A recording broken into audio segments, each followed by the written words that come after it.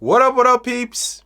Influenza, TheSneakerLeaker, een hele goede dag. Natuurlijk een good afternoon en een buenas noches. Hangt er vanaf wanneer je deze filmpje aan het kijken bent. Maar welkom bij het kanaal en welkom bij een gloednieuwe Weekly Windup waar we de hyped, limited, exclusieve sneakers van de komende week even gaan checken. En het is echt warm.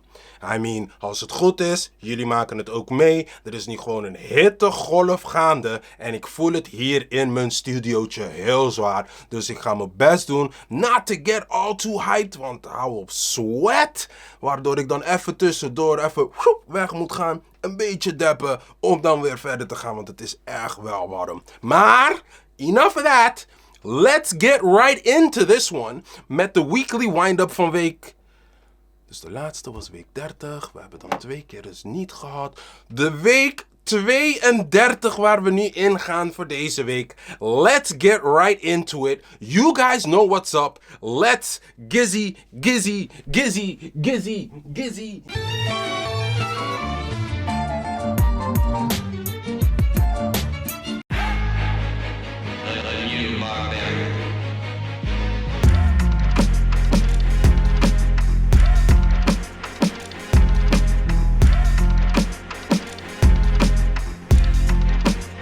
De Jordan 5 Dark Concord moet zaterdag uitkomen. Ik ben best wel een grote Jordan 5 fan. Dus 4, 5 en 6, dat zijn echt wel mijn silhouettes.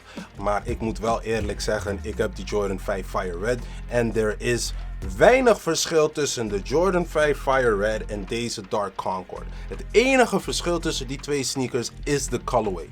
The placement of the color blocking and everything is exactly the same. Nou, ik ga ervan uit dat het model van deze Jordan 5 overeenkomt met dus de Fire Red model. Niet dat ze de neus allemaal te groot of te hoog hebben gedaan en dat soort dingen. Volgens mij komen we gewoon op hetzelfde model als dus de Fire Red.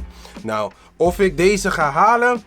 I don't think so. Ik heb die Fire Red daar al staan. Dus om weer een witte Jordan 5 te halen met alleen maar een Dark Concord colorway erop, zeg ik van dat wordt een beetje overkill for me to have like 2 Jordan 5's in het voornamelijk wit met alleen maar die accentkleur als een verschil. Maar dat wil niet zeggen dat die sneaker niet dope is. En ik moet ook nog eerlijk zeggen, met de Fire Red OG colorway heb je toch ergens wel een lure, een verhaal bij die sneaker. En bij deze Dark Concord, it's not really a story. Ik kan heus wel wat vertellen over de Jordan 5 silhouette zelf. Like the year that sneaker came out in 1989 or 1990. Dat was het jaar dat ze net niet de finale hebben gehaald. They lost against the Detroit Pistons again. Maar dat was ook de jaar dat they played against the Boston Celtics. En Michael Jordan heeft 69 punten gescoord against the Boston Celtics. They lost that game, but he scored 69 points against Larry Legend. And Larry Legend heeft zelf gezegd after the game that Michael Jordan was God disguised as a basketball player. Door de situatie dat we in de laatste tijden hebben gehad en we zien dat al deze sneakers niet uitverkopen, is er groot kans dat deze Dark Concord ook niet gaat uitverkopen. Om een ander voorbeeld te geven, deze week was er ook nog een Jordan 1 High Denim uitgekomen. En voor de mensen die het eventueel hebben gemist, most sizes staan nog steeds op de sneaker app. En er is groot kans that when you're watching this video, you can still go to the sneaker app and most sizes will still be there. Misschien is er op het moment 1 of 2 maten uitverkocht, maar voor de rest, de volledige rest van de maatserie staat nog steeds op de sneaker app. So if you're interested in the Jordan 1 High Denim, je kan nog steeds gerust naar de sneaker app gaan en rustig aanschaffen. Rustig die fotootjes checken. Er is geen druk, er is helemaal niks. Je hoeft niet, there is no time constraint of any of those gekkigheid. Je kan gewoon rustig op de sneaker app en dan kan je de sneaker gewoon halen. En het zou me niet verbazen als het nog bij andere winkels ook nog gewoon op de plank staat, because er zijn gewoon zoveel sneakers uitgekomen en vooral met Yeezy Day en met Sneaker Day en dat soort dingen. Mensen hebben al hun geld daaraan geplunderd, dus het kan zijn dat het een beetje tricky wordt om die schoenen die nu in de komende 2 weken uitkomen, that they're going to sell out.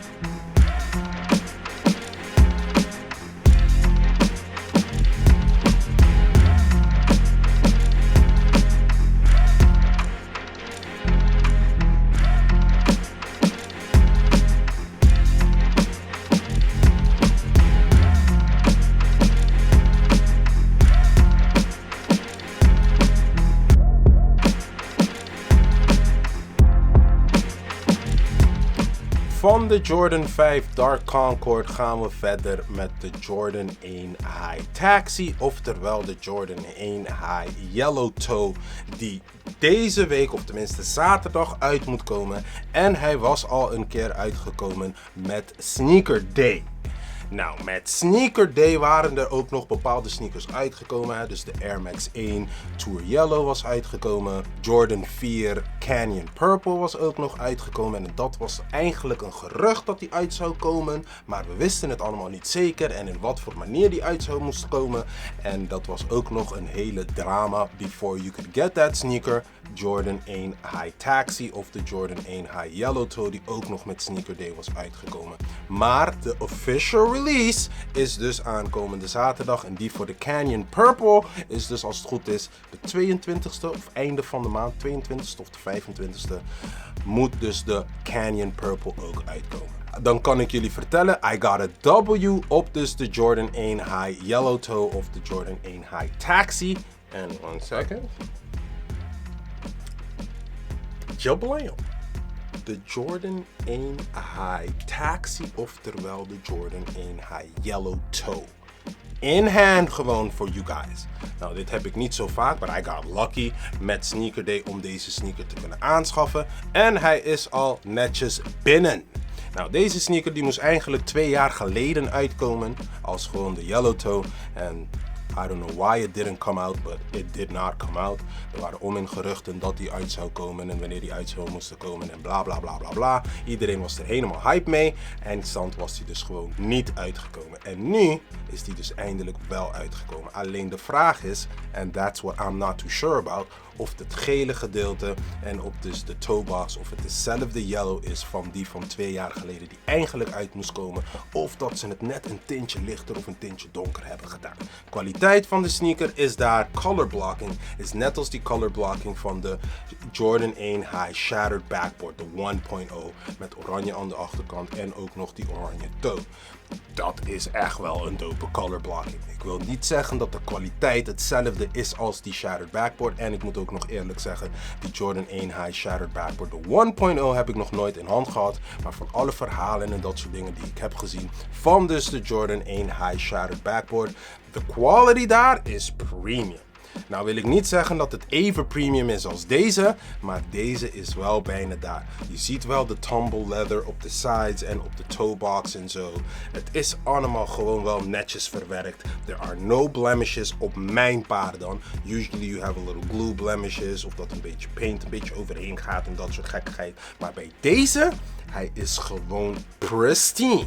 De color blocking ziet er dope uit. Als ik het moet gaan vergelijken, I don't think that it's as kwalitatief als wat een Shattered Backboard 1.0 is. Ik denk ook net niet de kwaliteit van een Obsidian, maar it's not far off. Dus als ik moet zeggen dat de Shattered Backboard, if we say that that's like a 9.9 to a 10, the Obsidian is like a 9, this is like a solid 8 to an 8.5 qua kwaliteit. Nou, de color blocking is daar. Het geel ziet er echt wel mooi uit. Helaas geen extra veters bij deze sneaker. I mean, I would have loved some yellow veters op deze sneaker. Maar hij is wel daar hoor. Deze gaat op een gegeven moment gewoon on to the toe.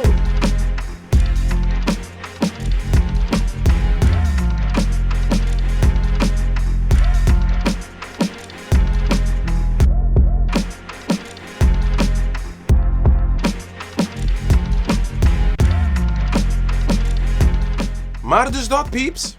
Dat was de Weekly Windup van week 32, 32.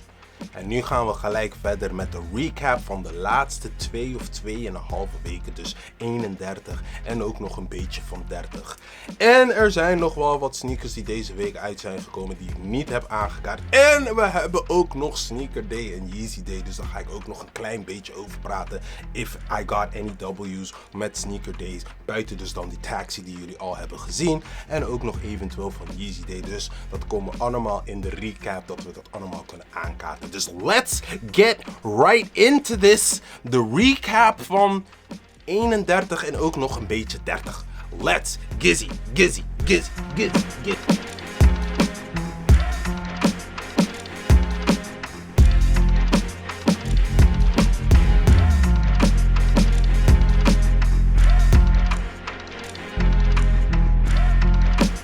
Jordan 3 Desert Elephant was, als het goed is, 2 weken geleden uitgekomen. Het was eigenlijk een sneaker that had to emulate de Jordan 3 Black Cement. Vandaar ook nog die zwart tumble leather upper. En dan had je dus de elephant print in het bruin. Not as defined as we would want to, maar it is still there. Dope sneaker, alleen als ik had moeten kiezen tussen de Desert Elephant en de Black Cement Jordan 3, is de Black Cement Jordan 3 any day of the week. En als je nu naar de sneaker app gaat, dan zie je nog dat er nog best wel wat maten zijn van deze Desert Elephant. Even after it's been out for 2 weeks. Natuurlijk, de size 13 is gone. Dus voor de size 13 gang peeps, unfortunately kan je het niet gewoon voor retail halen, of tenminste niet op de sneaker app. Als je naar de resale van deze sneaker gaat kijken in de size 13 gang, zit het tussen de, wat is het nou, 230, 240 euro en dus de 190 euro. So if you're trying to sell the sneaker, you're not gonna make any money on the sneaker. You might even lose a little bit on the sneaker selling it on the resale market. Buying it from the resale market, als je nog een goede offer erop zet, zal je het nog met iets van 20, 30 euro boven retail, kan je het nog aanschaffen in die grotere maten. Maar if you have a size smaller than a 44, you're good to go on the sneaker app.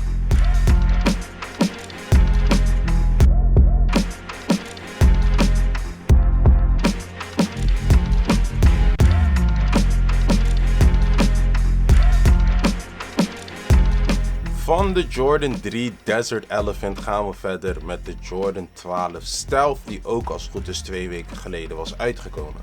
That was the white and gray, of tenminste stealth gray Jordan 12.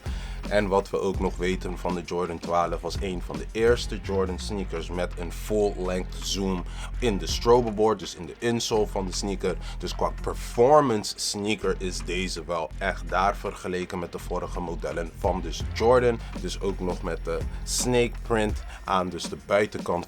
En voor een retailprijs van 200 euro, ergens hoop je wel een beetje premium, maar I mean, it's up in the air met Nike tegenwoordig. En vooral met hoeveel sneakers ze uitbrengen in deze laatste tijd. And that they're not selling out. Het kan ook nog zijn dat Nike is saying van, luister dan, wij drukken deze sneakers wel uit, but we need to watch our costs because we know what the situation is now. And so the resale right now in a size 13 gang is ongeveer hetzelfde als de Desert Elephant, because half of the sizes did not sell out on the sneaker app. Dus maatje 44 tot en met 40 kan je nog gewoon aanschaffen op de sneaker app as I am making this video.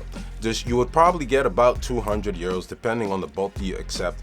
Het kan een beetje over zijn, het kan een beetje onder zijn, but it's not even lunch money. Je moet blij zijn als je een klein beetje overhoudt if you sell it on the resale market. So I did not go for the Jordan 12 Stealth, so I did not get a dikke L of een helaas pindasaus. Dus I am not too salty dat ik er niet voor ben gegaan. Maar het kan zijn dat mensen met grotere maten boven de 45 misschien wel wat moeite hebben gehad ervoor. Dus if you go on the resale market right now, you're not gonna pay too much over resale voor deze sneaker.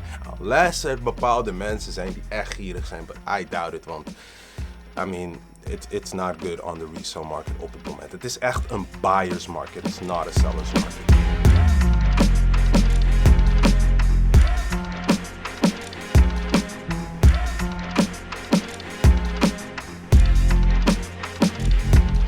But we're not done, want we hebben ook nog Yeezy Day gehad last week. En daar was er een hele waslijst van sneakers die eventueel uit zou moesten komen. En van die hele waslijst waren er wel bepaalde sneakers die ik wou hebben. Zoals de V3 Azahel, ook nog eventueel de Azareth.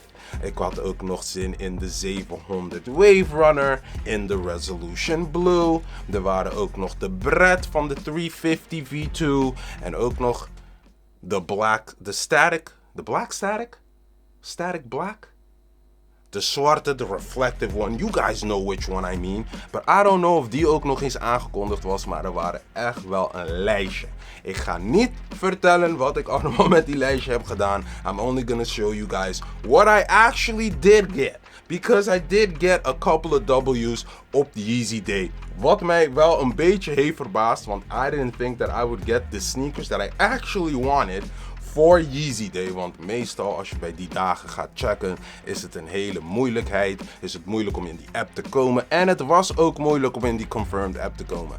Want it took me a little while just to get into these raffles van deze sneakers. En mijn vrouwtje, it took her een uur, een anderhalve uur om aan te melden voor een van die sneakers die ik echt wou hebben. Een anderhalf uur! That was ridiculous. En ook nog exclusive access die je bij Yeezy Day had en zo. Maar de releases die gewoon met een timer werden aangekondigd waren echt wel best moeilijk om erin te komen. Er waren best wel veel fouten en zo. Het was gewoon niet prettig om aan te melden bij die verschillende raffles van dus Yeezy Day. Maar ondanks al die trammeland en al dat gedoe met aanmelden bij Yeezy Day, we did get a couple of W's. And I'm gonna show you guys the W's, because you guys see how happy I'm already at. Want het was sowieso de ASL, de Resolution Blue en de Breds die ik echt wel wou hebben. Nou, de Breds, helaas dikke LB gekregen, geen stress. Maar waar we wel W's op hebben gekregen, you see me, I'm getting the shoe right now. Blam number 1. De Yeezy 700 V3 OG ASL gewoon.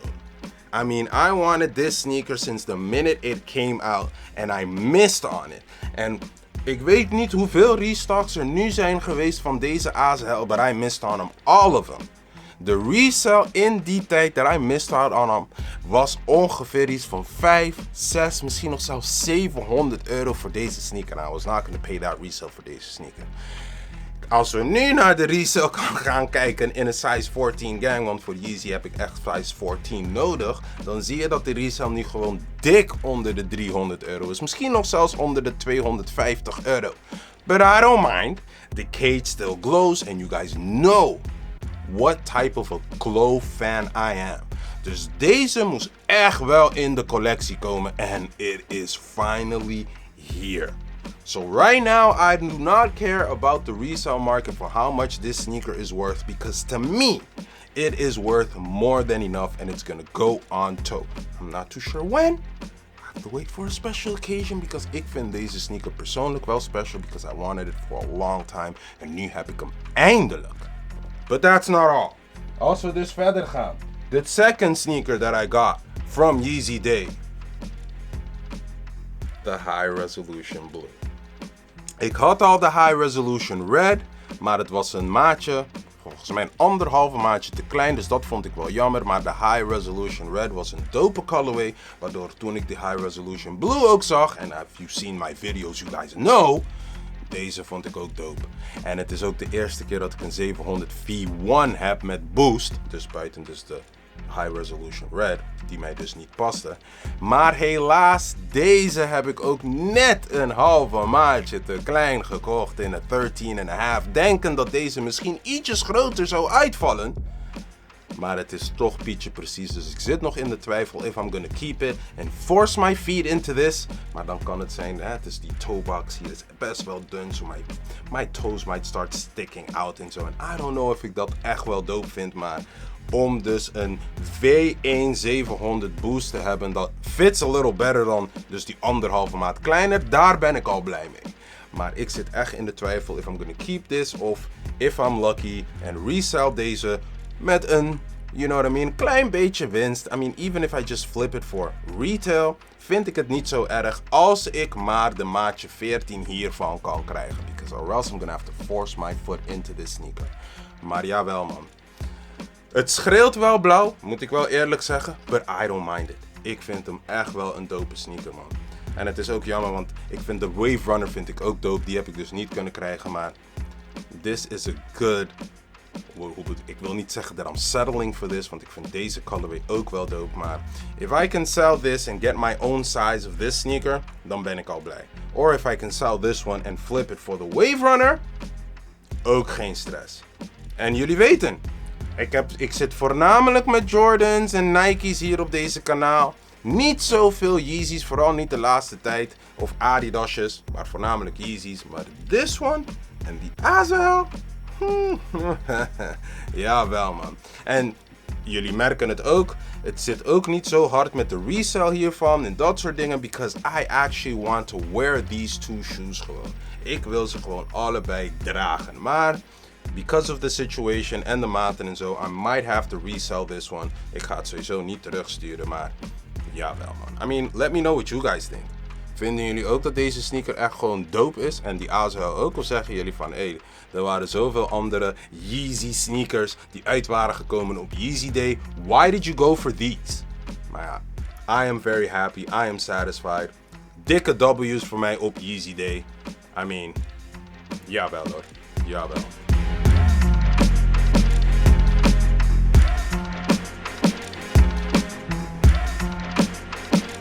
Van de Yeezy Day Extravaganza gaan we verder met de Sneaker Day Extravaganza die ook verleden week gaande was. Nou, Sneaker Day was toch wel ietsjes anders dan Yeezy Day, want buiten exclusive access en gewoon timer, dat je kon aanmelden voor sneakers. Sneaker Day die heeft het natuurlijk weer anders aangepakt. Het was weer zo'n scratching scavenger hunt of een sneaker cam waardoor je foto's of het op dingen moest richten en dan weer scratchen en een hele gedoe moest doen. Of dat je dus de hele dag moest gaan kijken naar shows en optredens en dat soort dingen en in de hoop dat daar tussendoor ergens een sneaker gereleased wordt. Je had ook nog eventueel exclusive access voor bepaalde sneakers kunnen krijgen en zo. Het was helemaal up in the air van op wat voor manier ze het zouden doen. Er was wel dus die Air Force met dat hennep in verwerkt in het mesh, die dus gewoon uit zou moeten komen. En natuurlijk de Air Max 1 Tour Yellow, die ook gewoon normaal uit moest komen op die dag. En toen had je de geruchten van de Jordan 1 Taxi, oftewel de Jordan 1 Yellow Toe, die ook nog op die dag uit moest komen. En er was nog een tweede gerucht dat de Jordan 4 Canyon Purple, dus women's exclusive, ook nog die dag uit moest komen. But it wasn't allemaal too sure. Dat scratch gedoe was weer ellende en zo. En ik kan het begrijpen als jullie zeggen van, wow yo, moet ik nou de hele dag gaan lopen kijken naar events en optredens en dat soort gekkigheid op de sneaker app just in the hope that they might release a shoe somewhere in that time. I mean, we have other stuff to do than to be sitting around on the sneakers app all day in the hope that we can get a sneaker that might be coming out. Maar ondanks al die hoopla en ondanks al de hula hoops that you had to jump through in the hope that you can get a sneaker, we did get a couple of W. Dus om te beginnen. En deze waren allemaal vooral voor vrouwtje, because most of them were women's exclusives. De Air Max 1 Tour Yellow. Jawel, die is ook gewoon binnen. En to be honest, moet ik wel eerlijk zeggen, you can see the tumble leather on here. I mean, vergeleken met dus de Jordan 1, the tumble leather on dus de Air Max is more evident, more defined dan wat je ziet dus op dus de Jordan 1 Yellow Toe of de Jordan 1 Taxi. Kijk, persoonlijk vind ik de sneaker in hand, like the aesthetics of it en de color blocking en dat soort dingen, vind ik wel dope. Alleen, I mean, ik heb er niet zoveel mee met het geel en zo, but de afwerking en de craftsmanship is daar. I mean, the material sowieso. If you're a tumble leather fan, you are going to like this Air Max 1. The only gripe I have of the sneaker is dat ik de kleuren niet zo dope vind in combinatie hoe het op de sneaker is. Maar de kwaliteit van de sneaker, de tumble leather en de afwerking van de sneaker is gewoon daar. En mijn vrouwtje vindt deze sneaker gewoon geweldig. Dus ze is echt wel blij dat we deze W binnen hebben gekregen. Maar ja wel man, W numero uno. Of tenminste, nee, W numero duo, want de W numero uno was de Jordan 1 High Taxi, oftewel Yellow Toe, dat ook nog dope is. Alleen, de tumble leather is net ietsjes anders. Maar van de Air Max 1 Tour Yellow gaan we naar de second W that we got. De Jordan 4 Canyon Purple Women's Exclusive. Oftewel, the poor man's Travis Scott Jordan 4 Friends and Family. Oké, nou ik snap het. It's not exactly the same sneaker, but it's pretty close. En als jullie de suede, de hairy suede op deze sneaker zien, die hairy suede is daar. Hij is echt daar. I mean, it's rough. I mean, not rough. I mean, it's pretty soft to the touch, but you see, it's very, very hairy. Oh jawel, man. I mean, ik vind het jammer dat ik hem niet heb kunnen krijgen in mijn eigen maat, because I would have worn it. Ondanks dat het een women's exclusive is, dus het kan nog wat narrower zijn, wat strakker zijn on the sides en zo. Maar jawel, man. If I had the chance to get it, dus the reason I didn't have the chance to get it, omdat die maat al gelijk weg was bij mij. Dus ik moest het in mijn vrouwtjes maken. Which I'm happy about, want ik heb het ook nog in mijn vorige filmpje gezegd, dat if I couldn't get it for myself, I would still try to get it for the lady, want dan kan ik het nog steeds bewonderen, right next to me. Maar de suede is daar! Wel een beetje jammer dat er geen Nike Air op de back booty is. Maar zo jammer vinden we het ook niet, want de suede is echt daar. En die groene accenten op de midsole en op de eye stays. En dat nog oranje op de tong. En nog de outsole. I mean, look at the Jordan 4 outsole. Isn't it beautiful? Isn't it beautiful? I mean, ik vind het echt wel beautiful. Groene accenten nog erbij, maar de hairy suede. Oh ja. Krijgt ook nog een extra veten, dus if you don't want it to go all the way purple, you could break it a little with the black veters en zo, man. The suede, people, the suede is echt wel daar. Hairy, hairy, hairy. Dus we zijn echt wel blij met deze W. Voor een sneaker die misschien niet eens uit zou moeten komen, of dat het waren geruchten dat deze sneaker uit zou komen op die dag. We weren't all too sure about it. But niet in hand? Oh my god, jawel man. Let me know what you guys think. You think I'm overhyping this sneaker because of the hairy suede?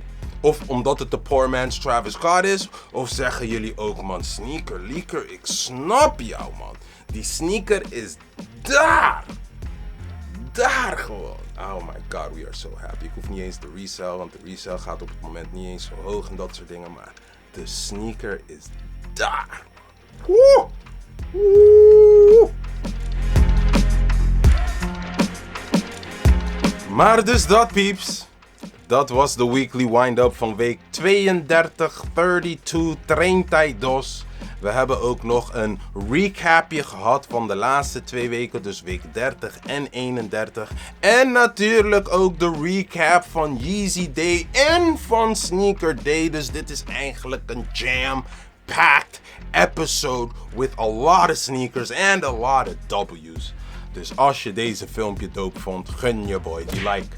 Als je vindt dat andere mensen dit soort informatie ook nog eens moeten weten, en vooral voor de Jordan 4 Canyon Purple en de hairy suede on the sneaker, en dat die sneaker nog eventueel einde van de maand, als het goed is de 25e, nog weer uitkomt, en you guys wanna know of het een aankoop moet zijn, because now you can see it here in my hand, gun je boy die share. Ik hoef jullie niet uit te leggen wat jullie met de subscription button moeten doen. En YouTube doet ook niet zo moeilijk met het algoritme met de subscription button. Maar die notification bell. Als jullie die aanklikken, krijgen jullie elke keer weer te weten als ik weer een nieuwe filmpje drop. En dan blijf ik het zeggen. Elke keer weer. Every single time again. Todos los veces otra vez. Let's keep this culture going. Jullie weten zetten.